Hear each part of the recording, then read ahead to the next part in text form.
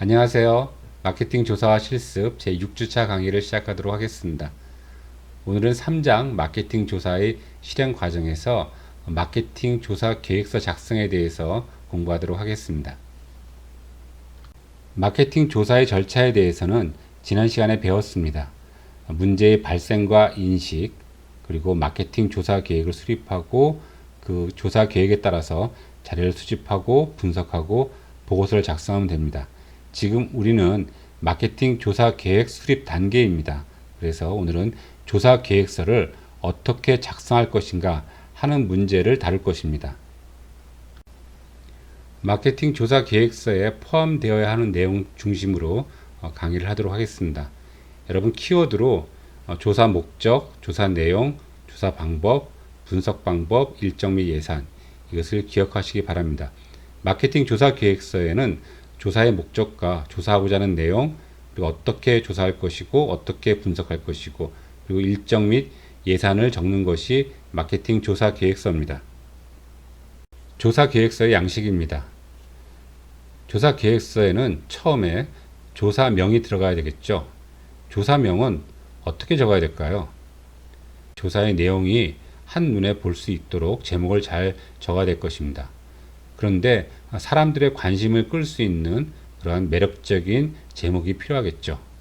하지만 너무 자극적이거나 또 애매모호한 표현으로 사람들의 관심을 떨어뜨릴 수도 있습니다.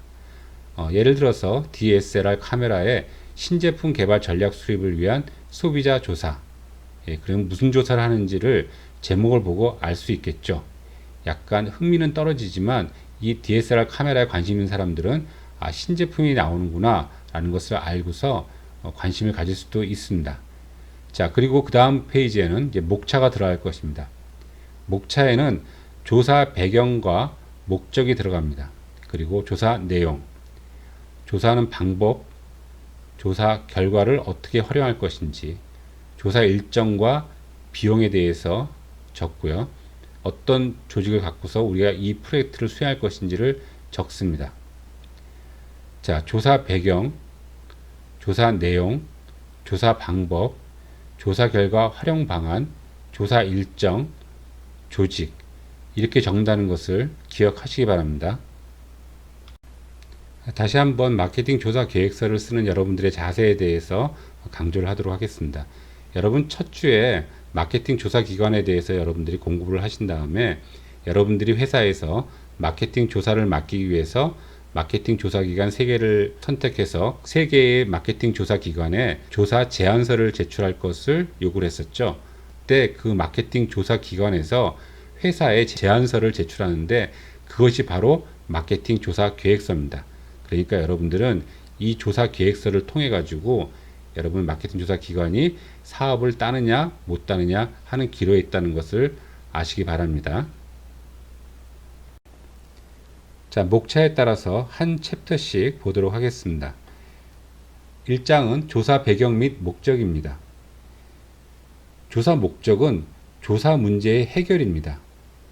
무엇을 위해서 조사한다 라고 간단하게 쓰는 것이 아니라 어떠한 문제를 해결하기 위해서 이것을 조사해서 어떠한 정보를 활용할 것이다. 이렇게 좀 더 구체적으로 써야 됩니다. 이것은 곧 조사 의뢰자에게 조사기관이 제공하기로 한 약속과 같습니다. 여러분들 이런 말들 많이 들으셨을 겁니다. 문제는 해결해야 되겠죠. 지금 프로블럼이 프로젝트가 되는 순간입니다. 그래서 여러분들이 이 문제를 먼저 확인하시고 그리고 이것을 어떻게 풀 것인가를 여러분들이 약속하시는 것입니다.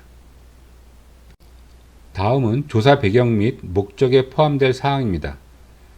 조사 배경에는 시장의 변화에 대해서 적습니다. 여러분들 마케팅 기획서 쓸 때 시장 분석하지 않습니까? 그런 것처럼 시장이 어떻게 변화하고 있는지를 쓰게 되는 것이 조사 배경입니다. 현재 예를 들어서 고화질 카메라폰이 등장했다. 이런 것도 시장의 변화가 되겠죠. 그리고 지금 현재 환경의 변화, 소비자 환경, 기업 환경 이런 것들이 어떻게 변화하고 있는지를 또 이야기를 해야 됩니다. 소비자 취향이 변화되고 있죠. 기업 환경도 변화되고 있습니다. 여러분 DSLR 카메라가 한 10년 전만 해도 굉장히 사람들한테 인기가 많았었는데요. 지금은 별로 들고 다니는 사람들이 없습니다. 왜냐하면 스마트폰의 카메라가 굉장히 우수하기 때문에 그래요. DSLR 카메라를 들고 다니면서 여행을 다니는 사람은 보기가 힘듭니다. 그래서 삼성이나 이런 기업에서는 DSLR 카메라 사업을 접었죠. 예, 많은 변화들이 지금 존재하고 있습니다. 다음으로는 구체적인 목적을 쓸 것입니다. 우리가 소비자에 대해 조사한다 뭐 이렇게 쓰지 말고요. 구체적으로는 상표 애호도와 신제품 만족도를 조사하기 위한 것이다. 상표 애호도를 높이기 위해서는 상표 애호도에 어떤 요인들이 영향을 주는지를 파악해서 우리가 상표 애호도를 높이는 전략 수립에 사용할 것이다. 그리고 신제품 시장 확대 전략을 위해서 현재 신제품 만족도를 조사를 할 것이다. 뭐 이렇게 구체적인 목적을 적어 주셔야 됩니다. 2장은 조사 내용입니다. 거시 환경과 관련된 내용과 산업에 관련된 내용을 조사할 것입니다. 이것은 마케팅 기획서에서 상황 분석의 시장 분석에 관련된 내용이죠. 그리고 경쟁 상황 분석에 관련된 내용, 경쟁사 분석이고요. 자사에 관련된 내용, 자사 분석이고요. 그리고 소비자 분석. 이런 것들을 위한 정보를 조사하겠다는 뜻입니다. 그리고 시장 세분화와 목표 시장을 세우는데 필요한 정보, 그리고 제품 가격 유통 촉진 전략 등 마케팅 전략을 세우는데 필요한 정보들, 이러한 것들이 조사 내용입니다. 여러분들은 조사 내용을 쓰기 위해서 이것에 관련된 것을 구체적으로 열거하셔야 됩니다. 3장은 조사 방법 및 절차입니다. 3장에서는 자료 수집 방법과 조사 절차에 대해서 적습니다. 조사 대상은 몇 명을 뽑을 것이고 어느 지역에서 뽑을 것이고 어떤 연령을 뽑을 것인지 그것을 정합니다. 자료 수집 방법은 설문조사를 할 것인지 전화로 할 것인지 온라인으로 설문을 받을 것인지 또는 혼합해서 설문을 받을 것인지를 결정합니다. 표본의 선정은 표본 크기, 이 표본수에 더해서 각 지역별로 몇 명을 뽑을 것이고 각 연령층별로 몇 명을 뽑을 것인지를 정합니다. 그리고 무작위 표본인지 할당 표본인지 이 표본을 추출하는 방법도 결정을 합니다. 그리고 설문지를 첨부합니다. 조사 절차를 보시면 먼저 2차 자료를 조사한 다음에 조사를 의뢰한 회사와 함께 조사 내용에 관해서 협의를 할 것입니다. 그리고 전문가 또는 소비자들 면접 조사를 통해 가지고 사전 조사를 실시하고 설문지를 확정한 다음에 그 다음에 설문지 조사를 할 것입니다. 자료 처리는 다음과 같은 처리 방법을 쓸 것입니다. 기초 통계와 통계적 분석 방법인데 예를 들어서 도표와 대표값 테이블, 교차 분석, 분산 분석, 상관 분석 이러한 분석 방법을 쓸 것입니다. 통계 처리 프로그램으로서는 SPSS 또는 엑셀을 이용해서 분석을 할 것입니다. 그리고 이 결과를 분석해서 보고하는 것이 조사 방법 및 절차에 관한 내용이었습니다. 4장은 조사 결과 활용 방안입니다. 먼저 현황을 분석해야 되겠죠. 조사 결과에 따라서 현재 상황이 어떤지를 분석을 합니다. 그리고 신제품 개발 전략이 필요하다면 신제품 개발 전략도 제안을 합니다. 시장 세분화와 타겟팅에 관련된 정보도 제공을 합니다. 그리고 현 제품의 재포지셔닝이 필요한지를 또 결정을 해서 그것에 관한 정보를 제안을 합니다. 각자 여러분들이 조사 결과를 어떻게 활용할 것인지에 대해서는 생각해 보고 조사 내용과 연결 지어서 어떻게 활용할 것인지를 결정하시면 됩니다. 예, 다음은 조사 일정입니다. 조사 기간은 8주이고 조사 준비, FGI, 설문지 작성 이러한 순서대로 이러한 일정으로 진행을 할 것입니다. 그리고 예산은 인건비, 조사비, 인쇄비, 기타 합쳐서 금액이 이 정도 들 것으로 예상이 되고 있습니다. 이렇게 적어 오시면 되겠습니다. 여러분들이 이렇게 마케팅 조사 계획서를 작성하여 제출하는 것이 중간고사 과제입니다. 그러니까 여러분들이 정하신 주제에 따라서 마케팅 조사 계획서를 작성하시면 됩니다. 각 챕터별로 적어야 될 내용들을 간단하게 알려주고 조사 계획서를 적으라고 하니까 여러분도 어떠세요? 깜깜하시죠? 그래서 제가 마케팅 조사 계획서 예를 하나 보여드리도록 하겠습니다. 이것은 SIS 컨설팅 회사에서 마케팅 조사 제안서를 삼성생명에 제출한 것인데 그것을 여러분들한테 잠시 소개하도록 하겠습니다. 먼저 제안서의 제목은 이렇습니다. 생명보험 고객 성향 분석 및 마케팅 전략 수립을 위한 마케팅 조사 제안서. 제목이 그렇게 매력적이지는 않지만 생명보험의 고객 성향을 분석하는 것이구나. 이것을 마케팅 전략 수립에 활용할 수 있겠구나 라는 사실 정도는 알 수가 있습니다. 목차를 보시면 제가 앞에서 설명한 거와 목차의 순서가 조금씩 다릅니다. 그런데 일단 조사의 배경 및 목적은 일장이죠. 조사 설계, 진행 절차, 수집할 주요 정보, 이것이 조사할 내용이 되고 있죠. 조사 결과 활용 방안, 그리고 프로젝트 일정 및 비용, 프로젝트 수행 조직, 이러한 형식으로 챕터를 구성하고 있습니다.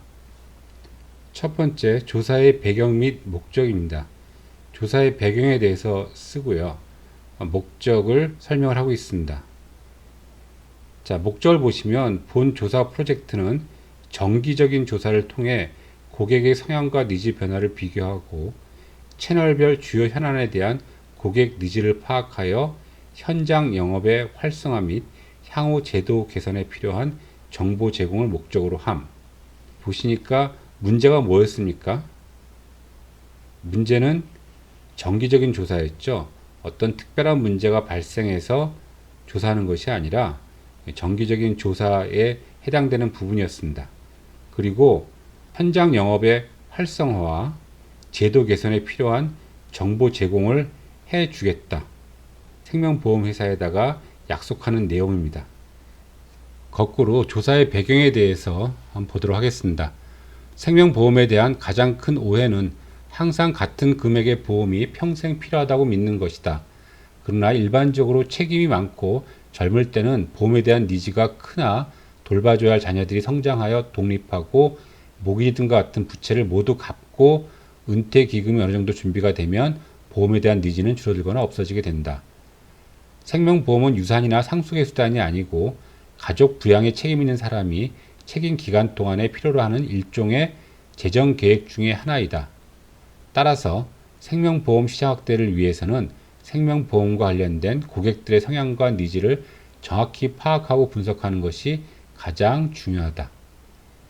자, 이렇게 조사의 배경에 대해서 세 가지를 이야기를 하고 있습니다. 요약하면 무슨 뜻일까요? 젊었을 때부터 보험이 필요하다. 그리고 유산이나 상속이 아니니까 돈 많은 사람들이 드는 것이 보험이 아니라 필요한 것이다. 누구에게나. 그래서 생명보험을 확대를 하자라는 것입니다. 과거에 생명보험은 나이 든 사람, 돈 많은 사람들의 전유물인 것처럼 생각되고 있었는데 그렇지 않으니 시장 확대를 위해서는 고객들의 성향과 니즈를 정확히 파악하고 분석해야 된다라는 것이 조사의 배경입니다. 그것에 따라서 영업 활성화와 제도 개선에 필요한 정보 제공을 목적으로 한다고 했으니까 그러한 정보가 어떤 정보가 있는지를 구체적으로 적고 있습니다. 현재 보험의 이용 실태, 가입 현황, 그리고 다른 보험사와의 경쟁 구도, 현재 고객들의 가입 태도, 향후 보험 관련 니즈, 그리고 보험 설계자에 대한 만족도, 선호 유형, 그리고 필요한 것, 바라는 것, 이러한 것들을 조사를 하겠다라고 이야기를 하고 있습니다. 두 번째, 조사 설계에서는 조사 방법에 대해서 적고 있습니다. 조사 방법은 1:1 개별 면접을 통해서 생명보험 가입자들을 면접할 것이고요. 조사 지역은 7대 도시와 5개 중소도시 총 2,000명을 조사할 것입니다. 연령과 지역별 인구 비례에 따른 임의 할당 무작위 표본 추출을 사용할 것이고요. 세 번째, 프로젝트 진행 절차를 보시면 일정 계획은 협의를 하고 나면 바로 실사에 들어가고 그것을 자료 처리 분석을 한 다음에 결과 분석을 보고할 것이다. 협의는 생명보험회사와 조사기관하고 같이 협의를 할 것이고, 그리고 이 조사기관이 실사와 자료처리 분석이 끝나고 나면 20일이 지나면 생명보험회사에다가 결과에 대해서 보고를 할 수 있을 것이다 라고 되어 있습니다. 주요 일정에 구체적으로 자세하게 열거되어 있습니다. 어떤 내용을 협의하냐면 조사 일정, 조사 설계, 조사 내용 추출, 실사는 보험조사 경력이 많은 면접원을 확보를 해서 1:1 개별 면접을 할 것이고, 자료 처리는 코딩한 다음에 SPSS를 이용해서 빈도표, 상관 분석, 회귀 분석, 요인 분석, 군집 분석, 상응 분석, 다차원 척도법, 판별 분석, 교차 분석, 이런 것들에 의해서 분석할 것입니다. 여러분들은 이걸 다 배우지는 않겠지만 이 중에 절반 정도는 배우려고 지금 계획을 하고 있습니다. 자, 그 다음에 결과 분석은 보험 가입 현황, 보험 가입 태도, 상품에 대한 니즈, 채널에 대한 니즈, 서비스에 대한 니즈, 보험 설계서에 대한 니즈, 그 다음에 채널별 마케팅 정보 분석, 현황 문제 조사 및 결과 분석, 이런 것들을 분석해서 보고할 예정입니다. 저희가 조사를 하면 세 가지를 조사한다고 했었죠. 무엇이었습니까? 어떻게 행동하는지, 무엇을 원하는지, 어떤 사람인지.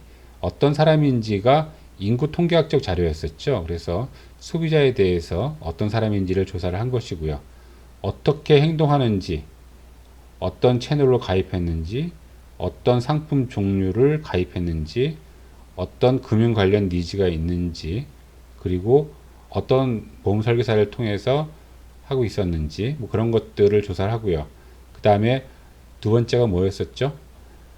서비스를 이용할 때 좋아하는 채널이 있는지, 그 다음에 어떤 식으로 가입을 하는 것이 좋은지, 원하는지, 신상품은 어떤 걸 원하는지, 금리는 무엇을 원하는지, 부가 서비스는 무엇을 원하는지, 이런 것들을 다 조사를 합니다. 세 가지를 조사합니다. 어떻게 행동하는지, 무엇을 원하는지, 어떤 사람인지 꼭 기억하시기 바랍니다. 조사 결과 활용 방안입니다. 여기서는 조사 결과 활용 방안에 대해서 굉장히 많이 적고 있습니다. 이것은 뭐 제안서를 제출하는 회사 입장에서는 당연한 거라고 생각하고 있습니다.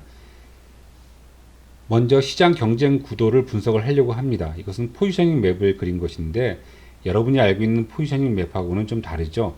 X축이 무엇이고 Y축이 무엇인지를 특정하지 않고 생명보험 회사와 사람들의 직업과 성별과 그리고 나이, 그리고 보험의 목적, 이런 것들을 다 통합해서 여러 개의 변수를 통합해서 포지셔닝 맵을 그린 것입니다.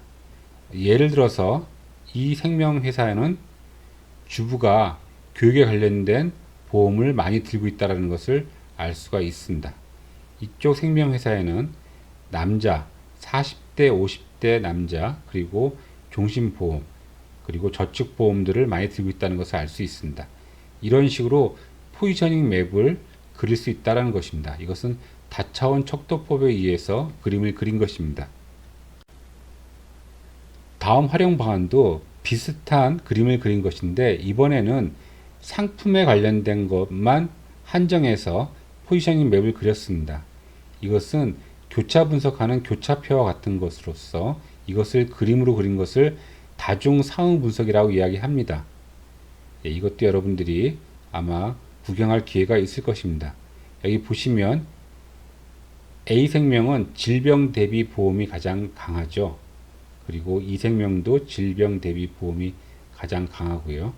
D생명인 경우에 종신형 보험이나 연금 보험이 다른 생명보험회사에 비해서 강점을 갖고 있습니다.